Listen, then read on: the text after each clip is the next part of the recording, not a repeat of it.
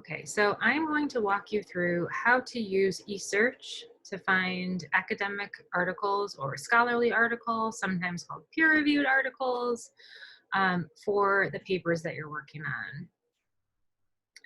Keep in mind that there are other databases that you could look at to find articles, and those are listed further down on this page of the guide. So I'm on the Finding Articles portion of the Writing 121 guide.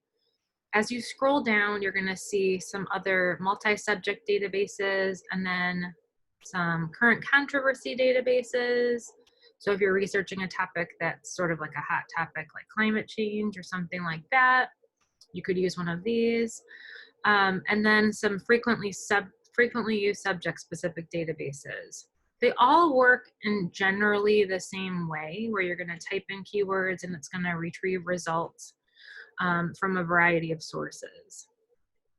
eSearch is our largest, most comprehensive database that you can look in, and it contains content from all different subject areas.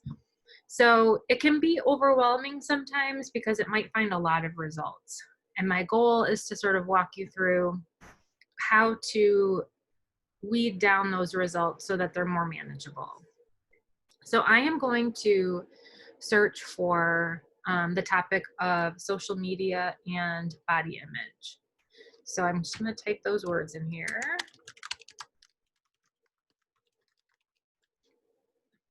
And it's going to search and retrieve, I'm going to guess, a lot of results. So yes, it found almost 500,000 results. You might see things right away that look okay or look good, and that's fine. It's great to find something really quickly that you think might work. But chances are you might have to do a little bit of refining when you're in eSearch to both try to make this number smaller, because remember, if we have 500,000 results and it's trying to pull the most relevant things up to the top, that can be harder to do with more results. You know, if you think about sifting through 500,000 papers versus just 100, the database is working harder to pull up the more relevant information. One thing so there's two different ways that you can make changes to what's showing up on the screen. One way is to use the filters that you're going to see along this left side. And one filter that you'll all want to know about is the scholarly and peer-reviewed filter. So if I click on that, what I'm doing is I'm telling eSearch, only show me results that are scholarly or peer-reviewed, okay? And so that should narrow down my 500,000 results to something smaller, because there's all sorts of different kinds of articles that are in here. So now it's finding almost 90,000, which is still a lot. I just want to sort of walk you through some of the options. So now there's less results.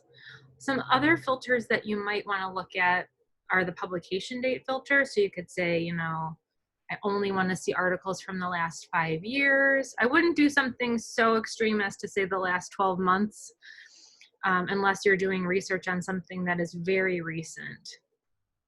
But I'm going to tell it, okay, 5 years, that seems like a good number. And we'll see what that does to our results list. So now it's at 37,000. So you can see we're sort of whittling away some of the articles that might have been less relevant or less current or less scholarly. Now we've got a smaller number of results. Now up here, we can do lots of work up in the search field that changes the results that we're seeing. One thing that I can see with my topic that I'm researching is that I can tell the database, you know what, I want you to find these phrases rather than all of these random words, because basically what it's doing now is searching for 4 words: social media, body, image. Okay, so I'm going to put quotation marks around social media, and what that's doing is it's telling the database, I want you to find social media right next to each other, that concept. And I'm going to do the same thing with body image for the same reason. Body image, put quotation marks around those. So now instead of telling the database to search for 4 words,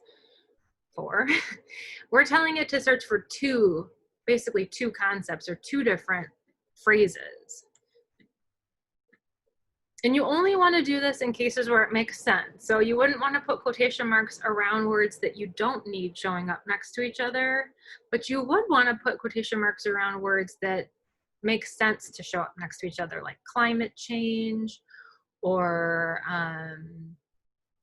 high school or college students or mental health. Those are some other examples of phrases. So now I've gone from like 500,000 results to around 700. 700 is still a lot, but it's more manageable.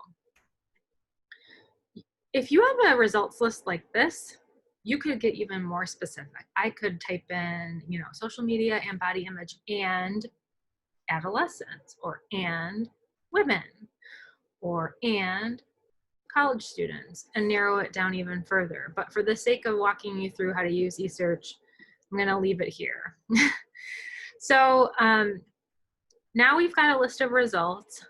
I think in general, we're not great at, you know, scrolling beyond the first screen of results. And you want to get in the habit of doing that when you're using eSearch, because if you look at the first screen of results, it's only giving you 3 items out of that 700. So I would look through maybe the first 15 or 20 before you decide that you want to add more words or change your search, okay?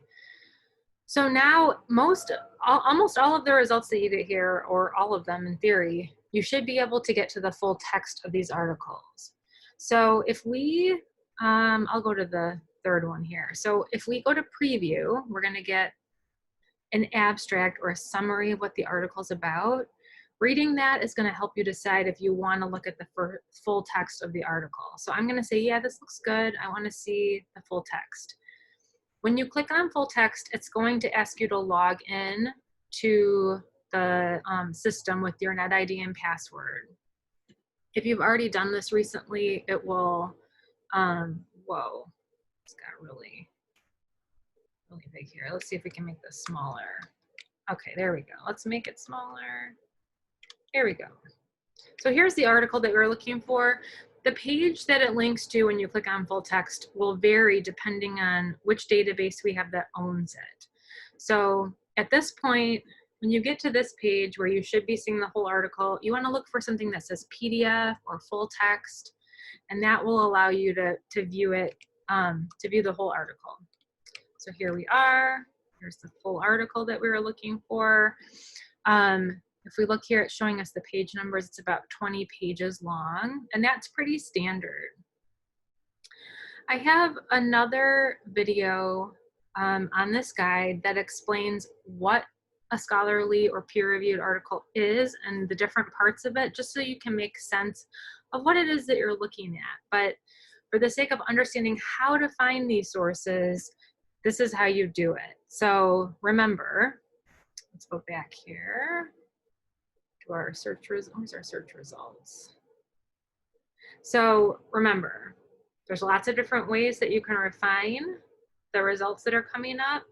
And if you do all of those steps and you're still not finding things that are relevant, you might have to think of other search terms that are similar or related that you could search for that get at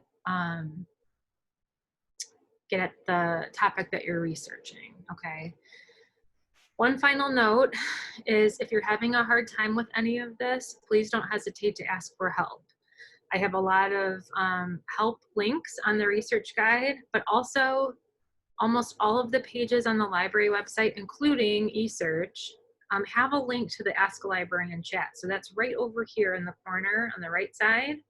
That green tab, if we click on that, it'll pop out the chat window, and you can ask for help right from the eSearch screen. So don't hesitate to ask for help if any of this is confusing or if you get to a point where you're not sure what to do next, okay?